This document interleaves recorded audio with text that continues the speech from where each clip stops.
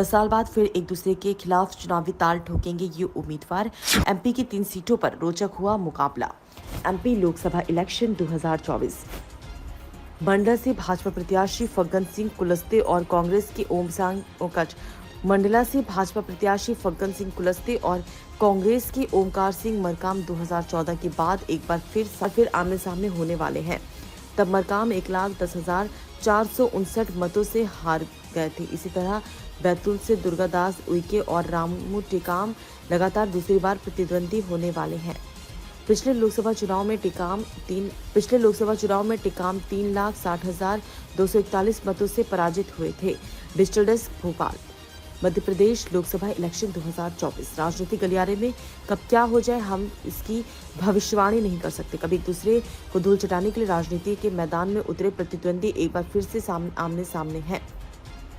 ये तीनों उम्मीदवार पिछले चुनाव के आधार पर एक दूसरे की कमजोरी पर प्रहार कर बाजी अपने पक्ष में करने की कोशिश में लगे हैं।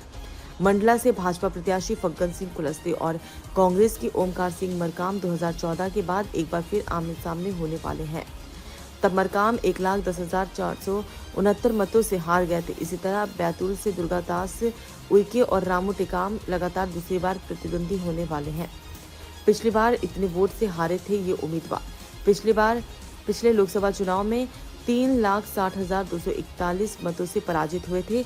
सतना लोकसभा सीट से भाजपा के गणेश सिंह और कांग्रेस प्रत्याशी सिद्धार्थ कुशवाहा विधानसभा चुनाव में भी मैदान में थे। कुशवाहा ने इनमें गणेश सिंह 4,041 मतों से हराया था। पिछली बार इतने वोट से हारे थे ये उम्मीदवार।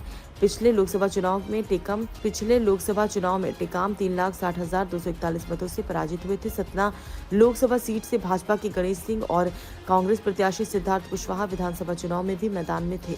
कुशवाहा ने इनमें गणेश सिंह 4,041 मतों से हराया था। लोकसभा चुनाव के लिए भाजपा ने सभी 29 तो कांग्रेस में 22 सीटों पर प्रत्याशी घोषित कर दी है। इसमें से बैतूल ऐसी सीट है जहां भाजपा और कांग्रेस से फिर से वही उम्मीदवार मैदान में हैं। इस सीट पर कांग्रेस से आखिरी बार 191 में असलम शेर खान जीते थे। 1996 से लगातार भाजपा जीतती आ रही है।